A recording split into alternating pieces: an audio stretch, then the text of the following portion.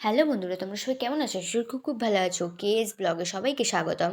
চলে এলাম একটা নতুন ভিডিওর সঙ্গে। তোমরা দেখতে পাচ্ছ আমি টোটো করে এক জায়গায় যাচ্ছি সেজে গুজে, যেহেতু ইন্ট্রোটা নিয়েছি।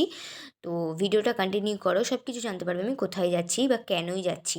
তারপরে চলে এলাম জুতোর দোকানে, যেহেতু তোমাদের দাদা ভাইয়ের জুতোটা ছিঁড়ে গেছিলো, তো ও জুতো কিনবে। তো সেইখানে জুতো মানে ও চয়েস করছে, তো ওর ব্ল্যাকটাই পছন্দ হয়েছিল, তো ব্ল্যাকটাই ও কিনে নিল, যেহেতু ওর ব্ল্যাকই সব কিছু পছন্দ হয়। তারপর ফাইনালি চলে এসেছি উত্তরপ্রদেশ স্টেশনে, দেখতে পাচ্ছ। আর আমাকে কেমন লাগছে অবশ্যই কিন্তু কমেন্টে জানাবে। তারপরে আমরা ট্রেনের জন্য অপেক্ষা করছিলাম।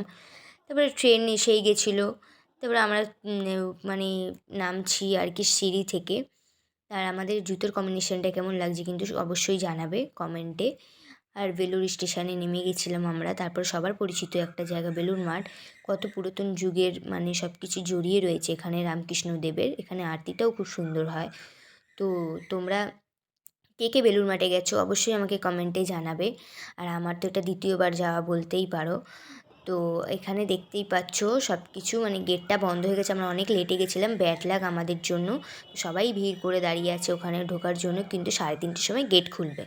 তারপর আমরা আর দাঁড়াইনি, আমাদের খুব খিদে পেয়েছিলো। তারপরে পাশেই একটা হোটেল ছিল, তো সেখানেই আমরা চলে এসেছিলাম। তোমাদের দাদাভাইয়েরও খাওয়া হয়ে গেছিলো, আমিও খেয়ে নিয়েছিলাম। তারপর আমি একটু পেয়ারা চাট খেলাম।